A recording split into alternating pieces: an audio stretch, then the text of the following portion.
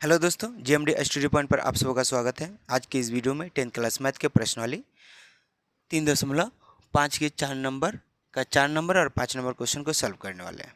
इससे पहले वाले वीडियो में 4 नंबर का 1 नंबर, 2 नंबर और 3 नंबर क्वेश्चन को कम्प्लीटली सॉल्व कर चुके हैं। जो भी इस वीडियो को नहीं देखे, डिस्क्रिप्शन बॉक्स में वीडियो का लिंक दिया गया है, प्लीज़ जाके उस वीडियो को देख ले। मैथ के कम्प्लीटली सोल्यूशन के लिए वीडियो का जो सीरीज़ है उसे ज़रूर देखें। तो आइए वीडियो को शुरू करते हैं। ये 4 नंबर का 4 नंबर क्वेश्चन है। तो 4 नंबर का 4 नंबर क्वेश्चन बोल रहा है, एक राजमार्ग पर दो स्थान ए और बी हैं और वो है 100 किलोमीटर की। जैसे एक राजमार्ग है, यहाँ पर दो स्थान है, हम ले रहे हैं ए और ये बी, और इसकी दूरी है 100 किलोमीटर। या इन दोनों के बीच की दूरी कितना है? 100 किलोमीटर। ये हुआ। एक कार ए से तथा दूसरी कार बी से एक ही समय चलना प्रारंभ करती है। एक कार जो होता है यहाँ से चलती है, एक कार यहाँ से चलती है, चलिए, और दूसरी कार बी से चलती है। दूसरी कार कहाँ से चलती है? बी से चलती है। यदि ये कारें भिन्न चालों से एक ही दिशा में चलती है, और यदि दोनों कार क्या होता है, भिन्न अलग अलग चाल से एक ही दिशा में चलती है। एक ही दिशा मतलब ये अगर मान लीजिए इधर चलती है, बी भी उधर ही चल रही है, तो एक ही दिशा में यदि चलती है तो वे 5 घंटे पश्चात मिलती है। जब चलना प्रारंभ करती है ना अलग अलग चाल से और एक ही दिशा में, तो 5 घंटे पे जाके तब जाके यहाँ पर मान लीजिए मिल रहा है ए और बी, और समय है 5 घंटे में। तो 5 घंटे में ये क्या कर रहा है? इतना दूरी तय कर रहा है, और 5 घंटे में बी इतना दूरी तय कर रहा है। यानी जो क्या होता है, इसमें आप प्रैक्टिकली देखिएगा, तो बी यहाँ से चली गई 5 घंटे में यहाँ पर आया, और ए यहाँ से यहाँ पर है। यानी बी जितना दूरी तय कर रहा है, ए बी से 100 किलोमीटर ज़्यादा दूरी तय कर रहा है। 100 किलोमीटर क्या कर रहा है? ज़्यादा दूरी तय कर रहा है, क्योंकि यहाँ से यह 100 किलोमीटर दूरी है और बी यहीं से चल रही है। तो 100 किलोमीटर ज़्यादा दूरी तय करते हुए यानी ए और बी एक जगह पर मिला, तो बी की स्पीड ज़्यादा है, और सॉरी ए की स्पीड ज़्यादा है और बी की स्पीड कम है। और दूसरे भाग में बोल रहा है, यदि वो विपरीत दिशा में चलती है। विपरीत दिशा का मतलब ए इधर चल रहा है और बी इधर चल रहा है, दोनों एक दूसरे के विपरीत दिशा में चल रही है, तो 1 घंटे पश्चात मिलती है। तो 1 घंटे बाद आकर यहाँ पर क्या हो जाती है? मिल जाती है। तो दोनों कार्यों की चाल ज्ञात करना है। एक ही दिशा में चलती है तो 5 घंटे पश्चात मिलती है, और अलग अलग दिशा में चलती है तो 1 घंटे पश्चात मिलती है। तो दोनों कार्य की चाल ज्ञात करना है। तो हम क्या करेंगे? सबसे पहले इसको मान लेंगे। तो यहाँ पर लिख लीजिएगा हल। माना कि ए से चलने वाली जो कार है उसकी चाल x किलोमीटर है। माना कि ए से चलने वाली कार की चाल बराबर x किलोमीटर प्रति घंटा, ये हो गया। और बी से चलने वाली, यहाँ पर एवं बी से चलने वाली कार की चाल बराबर y किलोमीटर प्रति घंटा, ये हुआ। तो हम ए वाला मान लिए और बी वाला भी मान लिए। तो ए वाला बी वाला जब मान लिए तो हम चाल है, और आप लोग जानते हैं चाल और दूरी और समय, इसका सूत्र होता है चाल बराबर दूरी बट्टा समय। चाल बराबर दूरी बट्टा ये समय होता है। इससे हम अलग अलग सूत्र, दूरी, अगर दूरी निकालना है तो समय को इधर लाएंगे, तो दूरी बराबर हो जाएगा समय गुना चाल, यानी चाल गुना समय, या समय गुना चाल बोल सकते हैं। समय गुना चाल, ये दूरी का सूत्र है, ये चाल का सूत्र है। फिर समय, अगर मान लीजिए समय निकालना है तो दूरी बट्टा चाल हो जाएगा, समय बराबर हो जाएगा दूरी बट्टा चाल। तो हमको ये सूत्र की भी ज़रूरत होती है। तो यहाँ पर देख लीजिए, तो 5 घंटे पश्चात एक साथ मिलती है। तो 5 घंटे में ए द्वारा तय की गई दूरी और बी द्वारा तय की गई दूरी दोनों क्या होता है? दोनों को देखेंगे, निकालेंगे। तो लिखेंगे 5 घंटे में 5 घंटे में ए से चलने वाली कार द्वारा तय की गई दूरी। 5 घंटे में ए से चलने वाली कार द्वारा तय की गई दूरी। तो दूरी बराबर क्या होता है? समय गुना चाल। तो समय कितना है? 5 घंटा, और चाल कितनी है? ए से चलने वाली कार की चाल है x किलोमीटर, यानी समय गुना चाल, यानी समय है 5 घंटा और चाल है x, यानी 5x। तो 5x दोनों गुना बीच में छिपा हुआ है, तो 5x किलोमीटर ये हो गया इसके द्वारा तय की गई दूरी। अब फिर बी द्वारा देखते हैं। तो 5 घंटे में बी से चलने वाली कार द्वारा तय की गई दूरी बराबर हो जाएगा। तो ये जो इसका समय 5 है और चाल y है, तो इसको भी हम क्या करेंगे, गुना करेंगे तो 5y किलोमीटर ये हुआ। अब क्या करते हैं, ए से और बी से चलने वाली जो दूरी है, देख लीजिए ये ए यहाँ से ए से चलने वाली कार यहाँ से चला है और बी से चलने वाली कार यहाँ से चला है। अब जब दोनों ही एक ही जगह पर गया है, यानी ए कितना दूरी तय किया है, 100 किलोमीटर, बी से ज़्यादा दूरी तय किया है। यदि हम इसको समीकरण में लिखें तो यानी बी द्वारा तय की गई जो दूरी होता है उसमें अगर 100 किलोमीटर अगर जोड़ देंगे तो ए के बराबर हो जाएगा। तो यहाँ पर लिखेंगे प्रश्न से ऐसे में देख लीजिए 100 किलोमीटर पहले जो मैंने 100 किलोमीटर आगे से दूरी तय किया है, ए से चलने वाली जो कार होता है, तो 100 किलोमीटर ये ज़्यादा चला है। अगर इसको बराबर करना चाहे तो बी में 100 को जोड़ेंगे, बी में क्या करेंगे 100 जोड़ेंगे तब जाके ए से बराबर हो जाएगा। तो प्रश्न से लिखेंगे 5x बराबर 5y, दोनों को अगर बराबर है, क्योंकि ये तो बी तो कम चला है ना, तो हम इसको बराबर करने के लिए हम क्या करेंगे, बी में 100 जोड़ेंगे तब जाके दोनों क्या हो जाएगा, बराबर हो जाएगा। तब इसको इक्वेशन कर लेते हैं, 5x और 5y इधर आएगा तो ये प्लस इधर आएगा तो माइनस 5y बराबर 100। अब 5 कॉमन हो जाएगा तो x माइनस वाई बराबर 100। अब ये 5 से इसको काटेंगे तो 20 आएगा, तो x माइनस वाई बराबर 20, समीकरण 1 लिख सकते हैं। ये हुआ। और फिर विपरीत दिशा में प्रश्न के फिर लिख सकते हैं पुनः प्रश्न से या प्रश्न के दूसरे भाग से। तो इसको मिटा देते हैं हम। विपरीत दिशा में चला है, फिर यहाँ पर यहाँ से ए मान लीजिए ये बी है और 100 किलोमीटर इसके बीच में तो दूरी 100 किलोमीटर है ना। जब विपरीत दिशा में चलती है तो मान लीजिए तो ये कम स्पीड चलता है, ज़्यादा स्पीड चलता है, तो यहाँ पर आके मिलेगा और मिलेगा तो 1 घंटा में। कितना घंटा में, 1 घंटा में। तो 1 घंटा में ये ए इतना दूरी तय किया और बी 1 घंटा में बी इतना दूरी तय किया। और जब दोनों तय किया दूरी है तो 1 घंटे में तय की गई दूरी देख लेते हैं। तो यहाँ पर लिख लेते हैं 1 घंटे में ए से चलने वाली कार द्वारा तय की गई दूरी, 1 घंटे में ए से चलने वाली कार द्वारा तय की गई दूरी। तो यहाँ पर भी समय गुना चाल हो जाएगा, तो समय 1 घंटा है, चाल x है, तो x 1 गुना x यानी 1x हो जाएगा, तो 1 छुपा रहता है, x किलोमीटर। और 1 घंटे में b से चलने वाली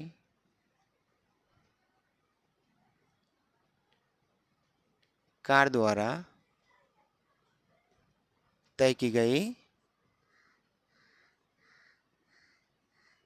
दूरी बराबर y किलोमीटर। कैसे, 1 गुना y, दूरी गुना चाल हो जाएगा, सॉरी चाल गुना समय हो जाएगा, तो समय 1 घंटा है, 1 गुना चाल y है तो y किलोमीटर। दोनों द्वारा तय की गई दूरी कितना है, दोनों को अगर जोड़ देंगे तो 100 किलोमीटर हो जाता है ना। तो यहाँ पर लिखेंगे प्रश्न से, पुनः प्रश्न से लिखेंगे, पुनः प्रश्न से। तो x प्लस वाई बराबर, x इतना है और y इतना है, दोनों को जोड़ के 100 किलोमीटर आता है, तो 100 किलोमीटर। ये समीकरण 2, समीकरण 1 और 2 हमको प्राप्त हो चुका। अब समीकरण 1 और 2 जब प्राप्त हो जाएगा, विलोपन विधि या कोई भी तीनों विधि में से कोई भी एक विधि लगा देंगे। तो यहाँ पर लिखते हैं विलोपन विधि आसान है। विलोपन विधि से क्या हो जाएगा, इसको हम x माइनस वाई बराबर 20, x माइनस वाई बराबर 20 और x प्लस वाई बराबर 100, ये हुआ। अब इसको लिखेंगे जोड़ने पर, y कैंसिल कर लेंगे क्योंकि एक प्लस एक माइनस है, तो लिखेंगे जोड़ने पर ये हो गया। और जोड़ने पर अगर लिखेंगे तो कोई भी साइन चेंज नहीं होगा, तो साइन चेंज नहीं होगा तो हम इसको क्या करेंगे, एक माइनस एक प्लस है तो ये कैंसिल कर देंगे और यहाँ पर x बचा है, तो दोनों को जोड़ेंगे तो 2x, चूँकि दोनों प्लस में है, और इसको जोड़ेंगे तो 120 आ जाएगा। तो x बराबर 120 बट्टा में 2 इधर गुणा में है, इधर आ जाएगा तो भागा, तो इसको काटेंगे तो 60, यानी x बराबर कितना हो गया, 60 किलोमीटर। और 60 किलोमीटर क्या है, ए से चलने वाली कार की चाल x है, तो x यानी ए से चलने वाली जो कार की चाल है वो 60 किलोमीटर प्रति घंटा है। और फिर x का मान समीकरण 1 में या 2 में रखेंगे, तो लिखते हैं x का मान समीकरण 1 में रखने पर, 1 में रखने पर, तो x का मान समीकरण 1 में रखते हैं तो x माइनस वाई बराबर 20, यानी x का मान 60 है तो 60 माइनस वाई बराबर 20, 60 माइनस वाई बराबर, तो y बराबर कितना हो जाएगा, तो y बराबर हो जाएगा 20, सॉरी माइनस वाई, तो 20 और 60 इधर प्लस में उधर जाएगा तो माइनस में हो जाएगा 40, 60, तो इसको घटाते हैं, माइनस वाई बराबर घटाएंगे तो -40, माइनस माइनस कट गया तो y बराबर 40 किलोमीटर प्रति घंटा, और ये भी होता है 60 किलोमीटर प्रति घंटा।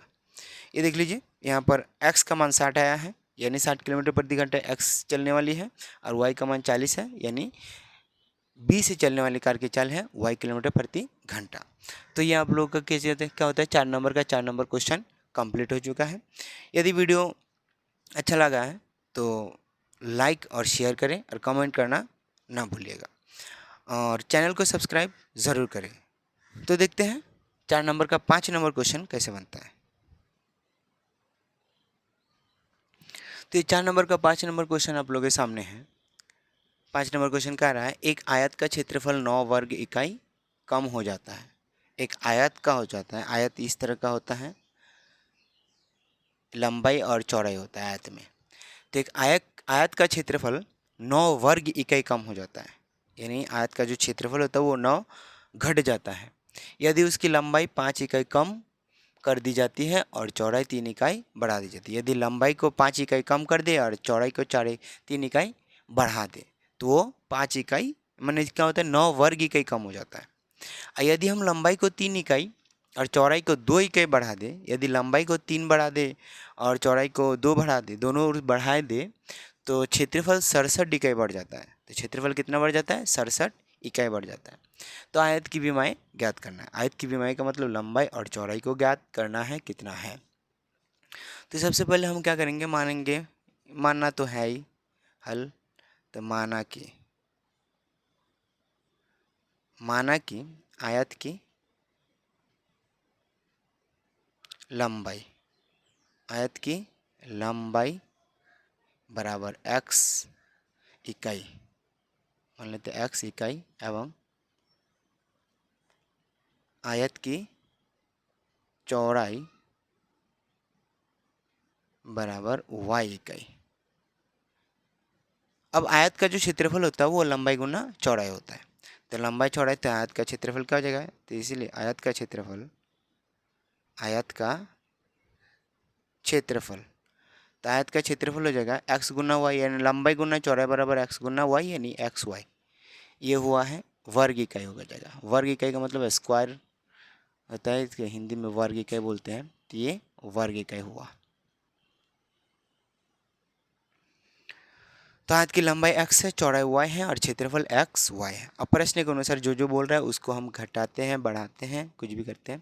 तो देख लीजिए एक आयत का क्षेत्रफल 9 वर्ग इकाई कम हो जाता है यदि उसकी लंबाई 5 इकाई कम कर दे और चौड़ाई में 3 इकाई बढ़ा दे। तो प्रश्न के अनुसार लिखेंगे, प्रश्न से लिखेंगे यदि लंबाई गुना चौड़ाई क्षेत्रफल तो है, लंबाई गुना चौड़ाई, तो यहाँ पर बोल रहा है उसकी लंबाई 5 इकाई कम कर दे, तो लंबाई में 5 इकाई कम करना है तो x माइनस 5, 5 इकाई कम कर दें, और चौड़ाई को 3 इकाई बढ़ा देना है तो y है, तो लंबाई गुना चौड़ाई होता है ना, तो y में 3 बढ़ा देंगे, जोड़ देंगे, तो लंबाई गुना चौड़ाई बराबर क्षेत्रफल होता है, क्षेत्रफल एक्स वाई होता है, तो एक्स वाई लिखेंगे। और जब 5 इकाई घटा दे और 3 इकाई बढ़ा दे तो क्षेत्रफल जब आता है तो क्षेत्रफल कितना होता है 9 इकाई कम हो जाता है, तो माइनस को यहाँ पर क्या कर देंगे 9 घटा देंगे। तो ये इसका इक्वेशन ये निकल गया। अब इसको हम इक्वेशन पूरा फॉर्मूले रूप में लाते हैं, देखते हैं। अब इसको हम क्या करेंगे, सॉल्व करेंगे। तो सॉल्व करेंगे तो इसको गुना करते हैं, x से इसमें गुना करेंगे तो एक्स वाई, एक्स में इसको गुना करेंगे तो +3x, 5 से गुना करेंगे तो -5y, 5 से इसमें गुना करेंगे तो -5 या 15। इसको गुना करना आना चाहिए। बराबर ये एक्स वाई माइनस 9 है। अब देखते हैं एक्स वाई ये प्लस है, एक्स वाई इधर भी प्लस है, बराबर के इधर उधर है, तो अगर मान लीजिए ये माइनस प्लस है, उधर जाएगा तो माइनस हो जाएगा, और एक्स वाई प्लस है ऑलरेडी, तो इसको हम क्या करते हैं, कैंसिल कर लेते हैं। एक्स वाई कैंसिल हो गया है। इधर अगर माइनस होता है उधर प्लस होता है तो कैंसिल नहीं करते, क्योंकि ये माइनस उधर जाके प्लस हो जाएगा और दोनों जुड़ जाएगा। अब ये प्लस है और उधर जाएगा तो ये माइनस हो जाएगा, और प्लस माइनस ये कट जाएगा, तो हम क्या करते हैं इसी तरह से काट लीजिए।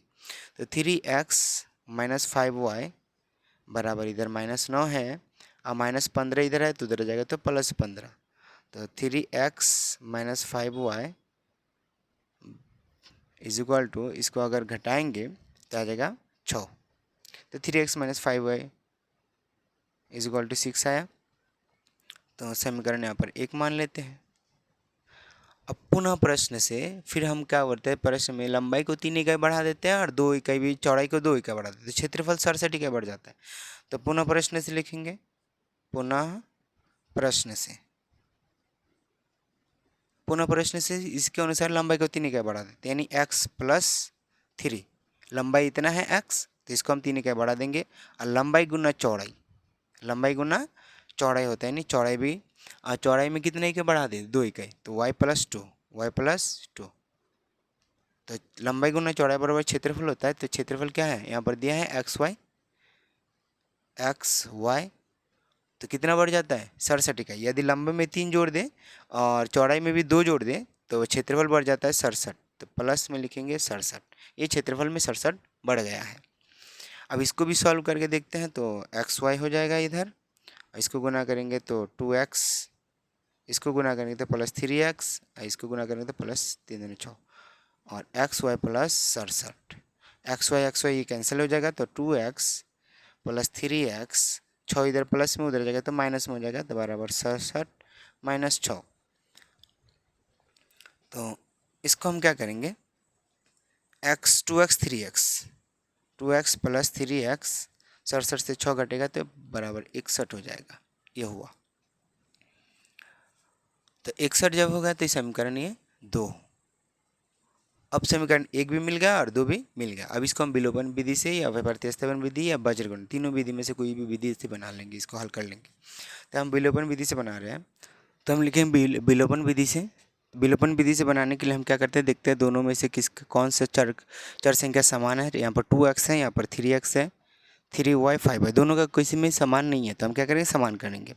तो 3x, x को कैंसिल करने के लिए x वाला जो टर्म होता है उसको बराबर करना होता है, तो 2x और 3x, इसको अगर घटाएंगे तो भी नहीं घटेगा, x का x चर संख्या रहेगा, किसी एक को कैंसिल करने के लिए बराबर करना पड़ेगा। तो चलिए x को ही हम क्या करते हैं, बराबर करते हैं।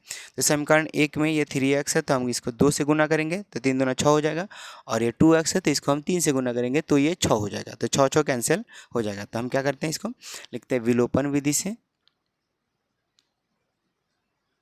विलोपन विधि से। अब इसको गुना करके यहाँ पर लिखेंगे 3x, 3 दूना 6x, अब माइनस 2 × 10 y बराबर 2 × 6 12, ये हो गया। अब 3 से गुना करेंगे तो 3 दूना 6x, और यह प्लस हो जाएगा 3 × 3 = 9y, और इसको गुना करेंगे तो 6 × 3 = 18 और 3 183, ये हो गया। अब इसको लिखेंगे घटाने पर, इसको मिटा देते हैं। अब घटाने पर लिख लिए, तो अब इसको क्या होता है, साइन चेंज करना होगा, प्लस का माइनस, और ये प्लस का भी ये माइनस हो जाएगा, तभी दोनों कैंसिल हो जाएगा। अब इसको घटाएं, इसको क्या करेंगे, जोड़ेंगे, ये दोनों माइनस है, तो 19y बराबर, इसको क्या करेंगे, घटाएंगे तो -171, ये माइनस कैंसिल हो जाएगा, तो y बराबर 19, इधर गुना में उधर जाएगा तो भागा में, तो 171/19, इसको काटेंगे तो 9 आ जाएगा, तो y बराबर हो जाएगा 9, तो y 9 आ गया। अब y का मान समीकरण 1 में या 2 में रखने पर, तो यहाँ पर 1 में ही रखेंगे, तो y का मान समीकरण 1 में रखने पर, तो y का मान 9 है, तो समीकरण 1 ये है, तो देखते हैं रख के, तो 3x - 5 × y का मान 9 है, तो 9 बराबर 6। अब 3x - 5 9 = 45 = 6। अब 3x इज इक्वल टू 45 को हम क्या करेंगे, ये माइनस में उधर जाएगा तो प्लस में हो जाएगा, तो 6 + 45, तो 3x इज इक्वल टू अब ये 51। अब x इज इक्वल टू 51/3, ये गुना में है उधर जाएगा तो बट्टे में हो जाएगा, तो 17 × 51 17, यानी x बराबर कितना निकला 17 इकाई। तो x बराबर 17 है, तो x क्या है, ये आयत की लंबाई है, आयत की ये लंबाई x हो गया, और y आयत की चौड़ाई है, तो y बराबर 9 हो गया। तो लिख सकते हैं, अतः आयत की लंबाई बराबर 9 इकाई, आयत की चौड़ाई बराबर कितना है, सॉरी लंबाई बराबर 17 इकाई, 17 इकाई, चौड़ाई बराबर 9 इकाई, 9 इकाई, ये है आयत की। तो ये 4 नंबर का 5 नंबर कंप्लीट हो चुका है। तो वीडियो इतना तक ही। अगर वीडियो पसंद आया तो आप लोग वीडियो को लाइक और शेयर करना न भूलिएगा, और जो भी इस चैनल पर नए हैं तो चैनल को सब्सक्राइब ज़रूर करें और बेल आइकन को दबाना न भूलें। तो मिलते हैं अगली वीडियो में।